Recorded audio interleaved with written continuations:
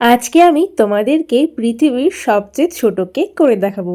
তোমরা কি কেকের সাইজটা দেখে বুঝতে পারছো আমি কত ছোট কেক বানাচ্ছি? সত্যি কেকের সাইজটা কিন্তু অনেকটাই ছোট।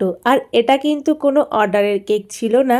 আমি নিজেই একটা ছোট কেক ট্রাই করেছিলাম কিছু নতুনত্ব জিনিস করব বলে। এখানে দেখো আমি একটা আইসক্রিমের কোন নিয়েছিলাম।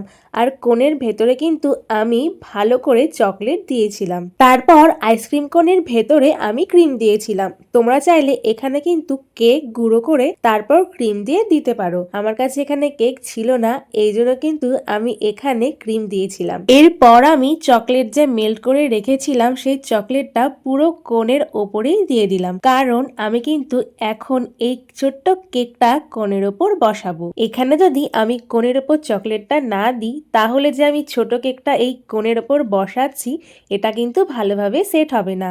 যাতে ভালোভাবে সেট হয়ে যায় এই জন্য কিন্তু আমি এখানে চকলেটটা ভালোভাবে দিয়েছিলাম। এরপর আমি কেকের ওপরে যেমন সাইডে বর্ডার দিয়েছিলাম এখানেও কিন্তু নিচের দিকটা একদমই ফাঁকা লাগছিল, এই জন্য কিন্তু আমি নিচের দিকটাতেও সাইডে সেম একই বর্ডার করে নিয়েছিলাম। আর তোমরা তো জানোই আমার নতুন নতুন কেকের ডিজাইন বানাতে কতটা ভালো লাগে। শুধু এটা কিন্তু আমার না, প্রত্যেকটা হোম বেকারেরই কিন্তু নতুন কোনো কেকের ডিজাইন দেখলে তারা কিন্তু আগে নিজেরাই ট্রাই করে।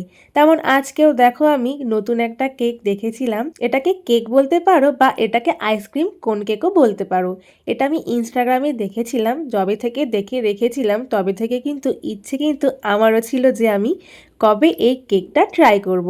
আর দেখো আজ আমি কিন্তু শেষমেশ এই কেকটা বানিয়েই ফেললাম। কেকের বাকি ডিজাইনটাতে কেকটা কোথায় রেখে বানাবো বুঝে পাচ্ছিলাম না, কারণ পুরো কেকটা তো হাতে বানানো সম্ভব না, কোথাও তো রেখে করতে হবে।